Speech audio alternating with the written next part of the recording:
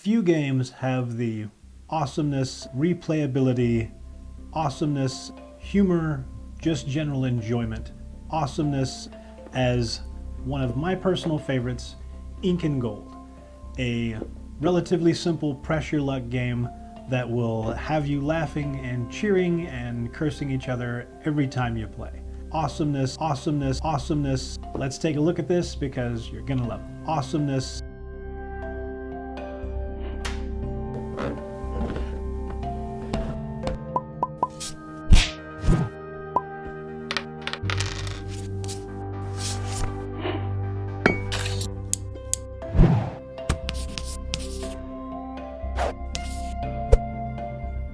Inside this seemingly small box is a lot of game. You're going to have different gem stones that you're going to be vying for as the game goes on. Green is worth 1, they're gems. The black is obsidian, worth 5, and the clear-ish yellow ones are gold, which are worth 10 points. So every time you collect a certain amount of wealth, get yourself the corresponding points that you need. Every player starts the game with one of these little tents, which you're going to use to score your points once you bank them, and you don't want anybody else to know how much you have, how much you've acquired through the course of the game, so you want to keep that hidden. Keep that one in front of you. Each player is also going to get a stay and a leave card. I strongly recommend putting a little note on there when you play with younger people, like such as my nieces, that always want to say, oh wait, I don't remember which one was which. Well, it's very hard to do once you actually print that decision on the card. So one of them is stay, one of them is leave.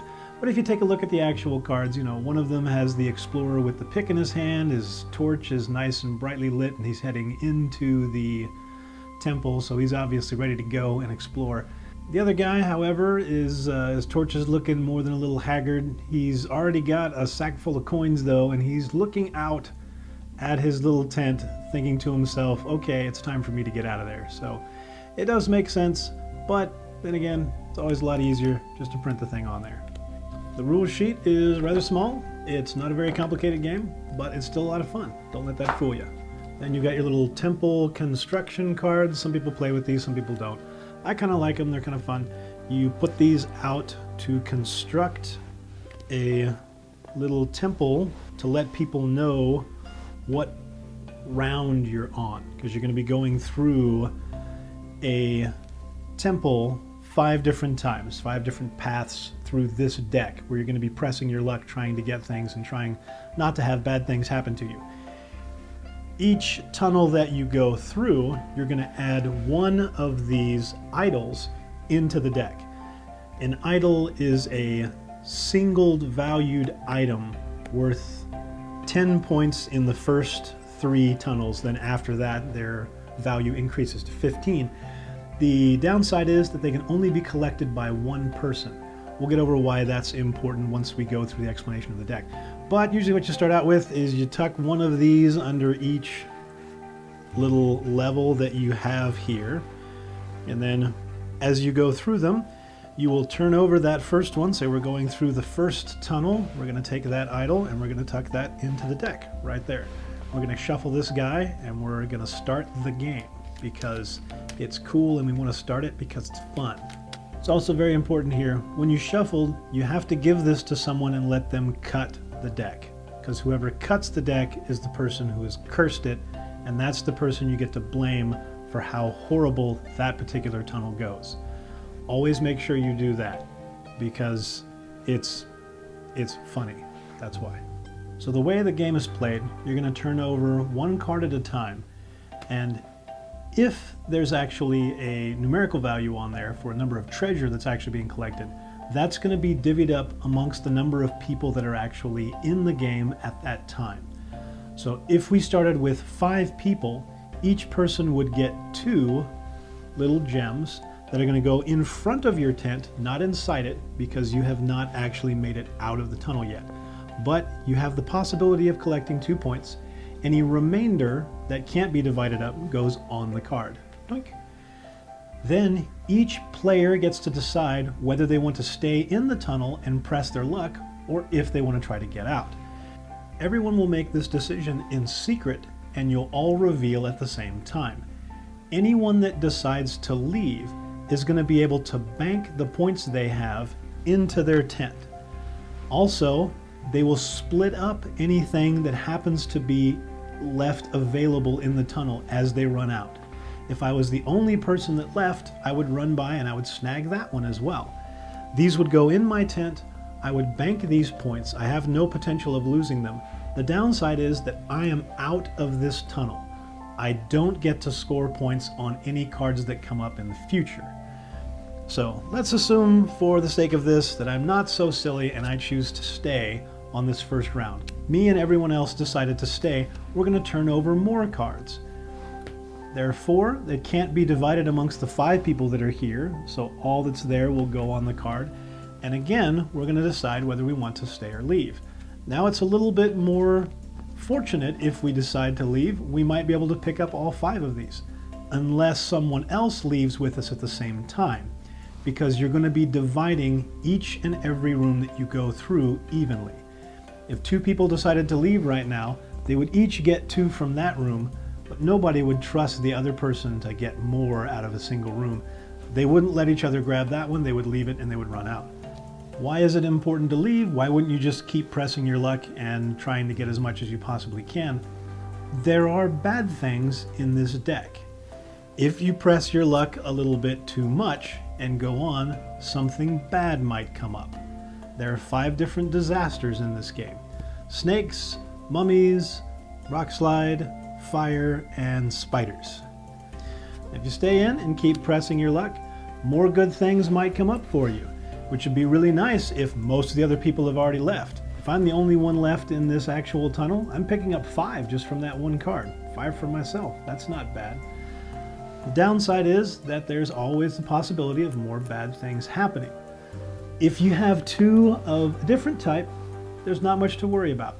But if you're still a little bit on the foolish side and you stay in too long, as soon as you get 2 of the same thing that come up, whatever you had in front of your tent that you were holding in your hand trying to get out, you lose it, along with everything else that you would have collected along the way if you decided to run. You get nothing because you stayed in too long, snakes got you, you suck, go cry, and now let's start over again. Also, whatever event triggered the actual burnination of the tunnel, one of those is going to be removed from the game, making it much harder for that disaster to trigger a destruction in the future. Each tunnel ends either when everyone has voluntarily decided to leave, or you get a double disaster, collapse, or infestation of some kind. Once that happens, you will put all the stuff back. You will flip over the next tunnel, you take the next idol and put that into the deck, shuffle, and restart, making sure to let somebody cut and tell them that they did a horrible job in cutting and that's why the snakes came for them the first time. Once everybody's ready, you start going again, starting with horrible things like disasters that come out of nowhere, and more disasters. I didn't actually stage this, I did just simply shuffle it. 14, oh how nice. 1, that's really gonna up the ante on things. Now when an idol comes out, this is like a valued 10 gem single thing that only one person can pick up. So if in this situation there are 3 people left in the tunnel at this point for some reason, it's not going to get divvied up because you can't divide this one idol. It's going to stay in the room until one and only one person decides to leave. If on the next turn, perhaps that nice juicy idol, me and whoever's sitting next to me, both decide to leave at the same time, neither of us is going to pick that up. And the one person that was left in the tunnel is now looking at that going, oh hey, look, I get a free idol if I make it out. But you'd still have to turn one more card. Oh look, mummies, it's not that bad. You can still make it out. But this person would still have to voluntarily choose to leave, and then they would pick up this 10 points and they would keep this idol card, because in the strange and unlikely event of a tie, the number of idol cards that you have, that's going to be the tiebreaker. Keep going like this through all 5 of the tunnels, where in the 4th and 5th tunnel, the idols are actually going to be worth 15 points instead of 10. You go to the end of the last tunnel. Whoever has the most points underneath their tent is the person who's the winner. And that's how you play. There is an alternate way to play this, and depending on what version of the game when you actually bought it, the instructions might be different on this. So the alternate method of scoring this is when you turn over a card, regardless of how many people are in the game, you do not divvy that money up amongst the players. You leave all of it on the card. That way, no one gets any money until they decide to leave. This will drastically change the way you play the game. Because now when a 14 and perhaps a 15 or a 13 show up at the same time, if you're the only person that leaves, you're scoring yourself 27 points, which is insanely high. The interesting part is when this happens when it's the first 2 rooms in a single tunnel, and then everyone decides to leave at the same time. It happens. Trust me, it happens. It's a different way of scoring that makes the game a lot more fun. I would encourage new players to try this game where you divide up the money at the time you turn the card over. And then after you've played that a few times, try leaving it. Leaving the money there until people decide to run. But the potential for interesting things happening is much greater, and it makes the game a lot more fun and very different. So if you get tired of playing it one way, you can switch to the other way, and it's still a lot more fun. But that's Incan Gold. Have fun with this. It's a great game. It's one of the ones that I always carry with me. I guarantee once you've played it one time, you'll understand why it's a lot of fun, and you'll want to play it again. Enjoy it, and we'll see you next time.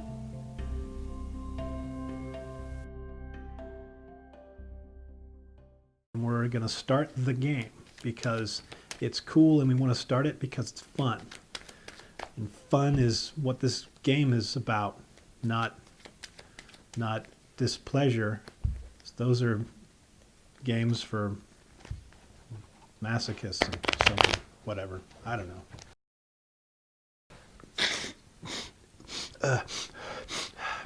Sound like freaking Donald Trump sniffing all the freaking time.